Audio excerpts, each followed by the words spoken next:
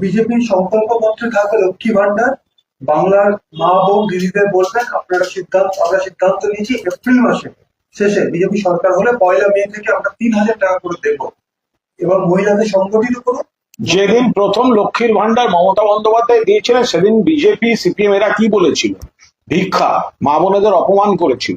এরপর দেখা গেল মা বোনেদের মন এবং প্রয়োজন বুঝতে মমতা বন্দ্যোপাধ্যায়ই পেরেছিলেন, ফলে মা বোনের আশীর্বাদ করেছেন। তখন অন্য সব রাজ্যগুলোতে নকল করা শুরু হলো।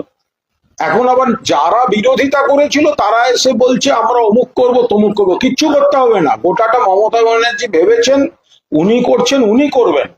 আপনারা যদি বাংলার মাটির মানুষ হন, যে কটা বাঙালি এমএলএ এমপি বিজেপির আছে, কেন্দ্রকে বলুন বাংলার 1,96,000 বকেয়া টাকাটা অবিলম্বে দিতে, 100 দিনের কাজ করা গরিব মানুষগুলোকে টাকা দিতে, আবাসের টাকা দিতে মমতা ব্যানার্জিকে দিতে হচ্ছে।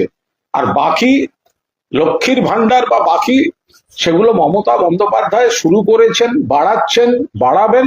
আপনাদের ভাবতে হবে না, আপনাদের বাড়ির লোকদের বলবেন ফর্ম ফিল আপ করে টাকাটা নিয়ে নিতে আর তৃণমূলকে ভোটটা দিতে।